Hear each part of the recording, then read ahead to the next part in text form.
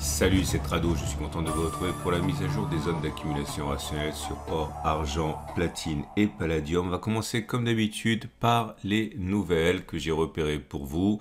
Trois nouvelles. La première, alors c'est pas neuf, mais c'est surprenant, d'autant plus surprenant que maintenant, eh bien, ça ressurgit. C'est la question du jeu auquel joue actuellement la Banque centrale, la banque centrale française, la Banque de France. Si on mène un petit travail de détective qui n'a pas été mené par moi, mais qui est vraiment très intéressant, on voit que en l'espace de même pas 10 ans, on est passé à de l'or qui était à peu près 10% détenu à l'étranger à 0%. Mais ça s'est fait à petits pas de fourmi et lors des dernières interventions où la Banque centrale s'est exprimée sur son or, on apprend que ça y est, c'est terminé. La France a rapatrié tout son or en France, y compris celui qui était à l'étranger. Il faut savoir que c'est une pratique commune, hein. L'Allemagne le fait, hein. Tout le monde le fait quasiment, question de limiter les risques. Et la question évidemment qu'on se pose, c'est pourquoi l'or a-t-il été rapatrié? Certains pense que si on met bout à bout des indications, il semblerait que la Banque de France veuille devenir eh bien, un centre du négoce et du trading d'or. Et encore une fois, je laisse lire l'article. Alors c'est en anglais comme d'habitude, mais lorsque vous allez sur le site, vous avez l'option pour le traduire en français. Et bon, je vous laisse découvrir ça, c'est très intéressant. Deuxième article que j'ai trouvé pour vous, alors pour le coup c'est, je connaissais pas la boîte, ok, ça nous vient, c'est un site qui vient de Portfolio Advisor et qui nous en prend que la boîte de gestion Ruffer, la côté à Londres, hein, eh bien, décide d'exposer son or à 10%. Enfin, pardon, il décide de monter son exposition à l'or à 10% en limitant son exposition au marché action. Alors je connaissais pas la boîte du tout, du coup je suis allé faire un petit tour et effectivement c'est une boîte qui a pignon sur rue à Londres et on apprend notamment qu'ils ont, voilà, lorsqu'on parle d'actifs, on parle de 27 milliards sous gestion, on parle de performance de 9% par an en moyenne. L'objectif c'est d'assurer une stabilité du patrimoine, hein, même les pires années comme la crise du Covid ou la crise de bulle internet, etc. Et c'est intéressant de voir ce que font les petites boutiques, on va dire, et parce qu'elles ont beaucoup plus de flexibilité pour faire ce qu'elles veulent que les grosses boutiques, notamment lorsqu'il s'agit de s'exposer à l'or. Et voilà, on apprend que cette boîte recommande de s'exposer davantage, jusqu'à 10% à l'or pour ses clients institutionnels et fortunés, et beaucoup moins aux actions. J'ai trouvé que c'était assez intéressant cet angle. Troisième article que j'ai trouvé pour vous, mais alors là pour le coup ça va dans le mauvais sens pour les détenteurs d'or, mais je trouve que c'est important également d'avoir des points de vue qui sont opposés, hein. Il ne faut pas tomber dans le biais de confirmation, et c'est ça HSBC, hein, qui dit que elle ne voit pas un potentiel d'appréciation pour l'or très important, parce que même si à court terme la peur de l'inflation joue pour l'or, à long terme les banques centrales vont faire ce qu'il faut pour juguler cette inflation, donc potentiel assez limité. Et la dernière chose que j'aimerais vous montrer, qui est un article très intéressant, très documenté en anglais, qui nous explique, qui essaie de nous convaincre de s'interroger, hein, sur le platine, et pose la question suivante: est-ce que l'investissement en platine est meilleur que l'or? Est-ce qu'il faut le faire? Et donc très documenté, et en gros je vais aller très vite, hein, mais l'idée c'est que si vous visez la stabilité à long terme, eh bien, rien ne peut remplacer l'or, hein, notamment en période de chaos. Mais par contre, si vous voulez de la performance et de la volatilité, vous devriez peut-être vous exposer un petit peu au platine. Enfin, bon, c'est expliqué beaucoup mieux que je viens de le faire, mais vous avez l'article. Tous les articles sont à trouver sur mon site. Il y a le lien en dessous de la vidéo pour aller sur le site. Et donc voici l'or en euros, et l'or en euros est toujours bien orienté avec une tendance de long terme qui est haussière, une tendance de fond qui est haussière. On a parfaitement rebondi sur la zone d'accumulation rationnelle des 1727-1748, on le sait, hein, c'est une zone de support. Pour l'instant, eh bien, aucune raison non plus de penser que la hausse soit terminée. Quand on regarde des bougies Aiki Nashi, on voit des bougies vertes sans mèche basse plutôt longue, donc voilà, ça va s'arrêter forcément à un moment, comme ça s'est arrêté ici, mais pour l'instant on peut pas dire que on a fait les plus hauts, loin s'en faut.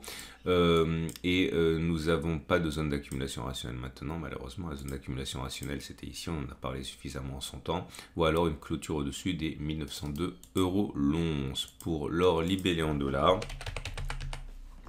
eh bien, c'est la même chose, on a parfaitement rebondi sur la zone d'accumulation rationnelle des 1898-1913, on n'est plus sur zone d'accumulation rationnelle, zone d'accumulation rationnelle, un retour sur la 1898-1913, une clôture au-dessus des 2072. Alors bien sûr, je dis qu'on n'est plus sur zone d'accumulation rationnelle, maintenant si vous commencez votre aventure maintenant, il faut bien accumuler dès maintenant, mais l'idée encore une fois avec ma stratégie, ma méthode que j'applique depuis le début des années 2000, c'est d'acheter petit à petit sur des jaunes choisis. Les jaunes choisis, bon bah voilà, c'est 1898-1913 et en clôture au-dessus de 2072. C'est pas maintenant, mais je le dis pour la troisième fois, si vous n'avez jamais commencé à accumuler de l'or et de l'argent, on peut commencer maintenant. Pour l'argent, c'est la même chose en mieux, j'ai envie de dire, en ce sens que l'explosion depuis l'attaque baissière il y a 2 semaines, hein, elle est pour l'instant à plus 10% et on a vraiment eu un coup de bol parce qu'il y a une double zone d'accumulation rationnelle 22,6 et 21,8. Ceux qui utilisent une méthode progressive d'accumulation sont satisfaits. Maintenant, on n'est plus sur zone d'accumulation rationnelle non plus. Là, il faut attendre un retour sur 22,6 ou une clôture au-dessus de 25,1. Bougie Akinashi ne montre aucun signe de faiblesse, hein, bien au contraire, puisque vous avez toujours pour l'instant des bougies longues, vertes, sans mèche basse, donc la pression est haussière. Et c'est la même chose pour l'argent, libellé en dollars, avec toujours un rebond parfait sur la zone d'accumulation rationnelle, cette fois-ci les 24,7, 24,3. On n'est pas sur zone d'accumulation rationnelle, tendance de fond haussière, tendance de long terme haussière. Attention, c'est un petit peu plus faible, vous voyez cette bougie rouge, donc pour nos amis investisseurs en dollars, c'est pas aussi brillant que pour nous en euros, mais quand on aura des bougies Akinashi, n'en est rien, ce sont toujours des bougies vertes sans mèche basse, donc voilà, on peut tout à fait envisager qu'il s'agisse d'un épiphénomène. On passe au platinoïde, à commencer par le palladium libellé en euros. Et le palladium libellé en euros, regardez, hein, le rebond là aussi sur la zone d'accumulation rationnelle des 1919 a été somptueux. Depuis qu'on a rebondi depuis les plus bas qui datent du début du mois, on en est à plus 20%. Enfin 18%, on est monté jusqu'à 27% il y a 4 jours. On n'est plus sur zone d'accumulation rationnelle. Zone d'accumulation rationnelle, retour sur les 2004-1919. Et la tendance de long terme est haussière, la tendance de fond est neutre parce qu'on est en dessous de la M50 qui monte. Les bougies Akinashi, pour l'instant, semblent indiquer que la tendance est à la consolidation. Vous voyez, ce sont des bougies rouges, mais ce ne sont pas des bougies rouges baissières parce qu'il y a mèche haute et mèche basse, c'est pas comme ici, vous voyez. Ce sont des bougies de consolidation donc qui laissent augurer une éventuelle nouvelle attaque impulsion haussière. Pour le palladium en dollars, c'est la même chose, hein. On a connu une progression importante depuis les plus bas qui ont été inscrits en fin mars. Pas aussi importante qu'en euros parce que le dollar se porte mieux que l'euro, mais on en est quand même à plus 15% avec un maximum à 24%. Tendance de long terme et tendance de fond plus mitigée, mais c'est globalement aussi, on est en dessous de la M50.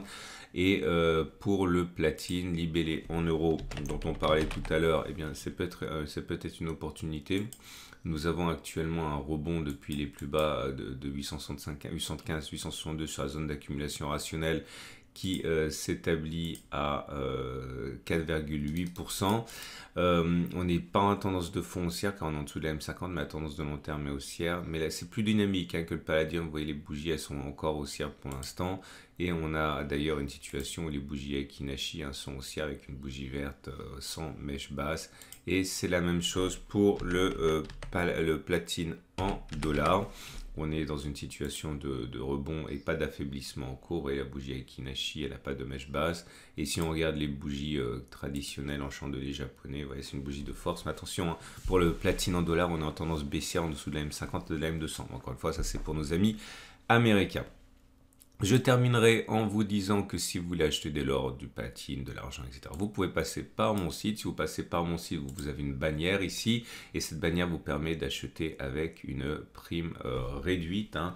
Je vous montre comment ça fonctionne. Si vous cliquez là, vous allez arriver sur la page qui vous permet d'acheter un quart de verre à valeur à moindre coût. Et si vous allez sur l'onglet or, vous allez trouver toutes les offres du moment, en particulier un lot d'or qui vient d'arriver, qui est une valeur numismatique qui est assez intéressante, intéressantes car ce sont des pièces plutôt rares avec, une qualité sup hein, qui est plutôt rare pour ces pièces-là. Bon, bref, je vous laisse découvrir ça.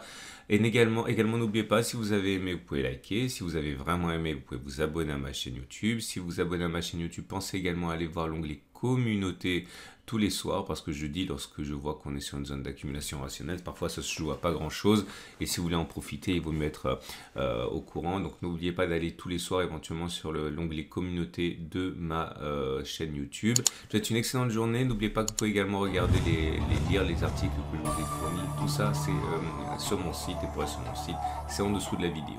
Il y a le lien direct. À mercredi pour la mise à jour.